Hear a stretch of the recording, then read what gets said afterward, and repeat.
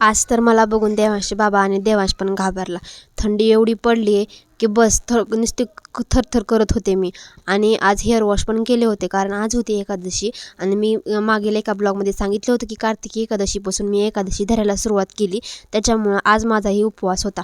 म्हणून पटकन सकाळून सगळी कामं आवरून घेतली. आणि हे बाप लेकं मला परेशान करत होते, पण असो त्यांच्या मस्तीसोबत माझंही काम आवरून गेलं. आणि म्हणलं चला कोवळ्या उन्हाला थोडा वेळ बसून घेते, कारण थंडी वाजत असल्यामुळं सगळे हातपाय काकडून गेले होते.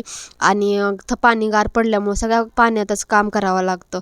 मग मला भूक लागली होती म्हणून मग मी साबू परतून घेतला आणि फराळ करून घेतली. खूप दिवसापासून मला हे फेस मास्क ट्राय करायचं होतं, पण मला जमतच नव्हतं कामामुळे. म्हणून आज म्हणलं चला व्हायरल असलेलं कोरियन फेस मास्क ट्राय करूयात.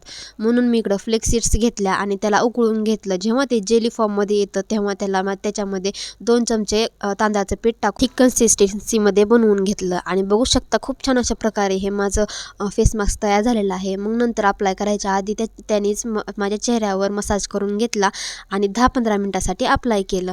तर बघू शकता तुम्ही खूप छान रिझल्ट आलेला आहे. लगेचच फेस वॉश केला आणि चेहरा खूप छान झाला होता आणि स्मूथ पण स्किन झाली होती. मला खूप आवडला हा. तुम्ही पण नक्की ट्राय करा. आणि लगेचच मॉइश्चरायझर अप्लाय केलं. भेटू उद्या.